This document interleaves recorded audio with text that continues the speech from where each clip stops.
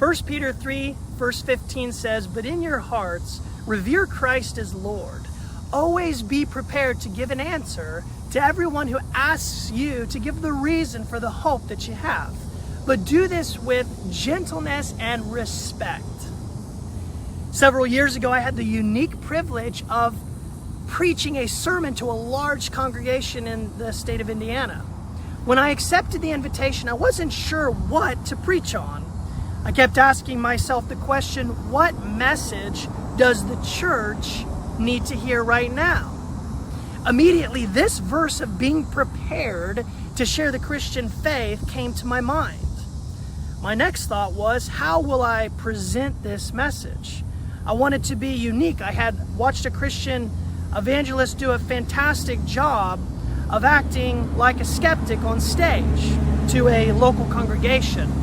He did this to test and see how prepared believers were to give an answer to the hope that they had.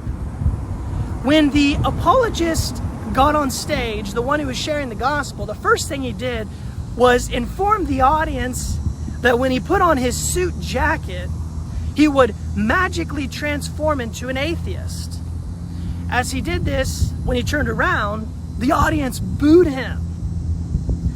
The evangelist was aghast to see this reaction, so he turned back into his Christian role and said, "Hey guys, when we share our faith, we need to do so with gentleness and respect. Do you think this kind of reaction is loving and kind towards our skeptic friends?"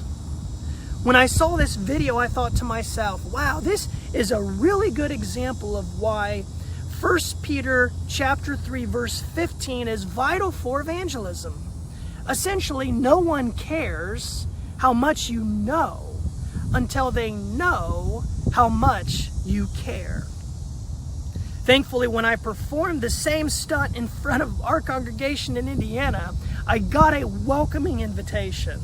I began to give all the arguments for why I was a skeptic, the problem of evil, theories that disputed the resurrection of Jesus, evolution by natural selection, and then invited them to ask me any questions they had concerning these objections to the Bible.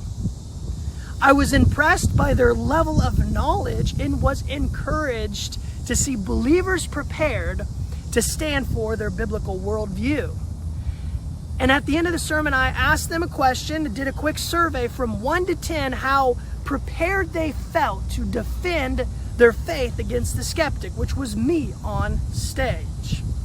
And surprisingly, many people gave themselves a high number.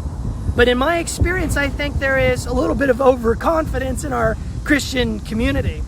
We all need to practice, I do too, more humility and really try to understand differing perspectives.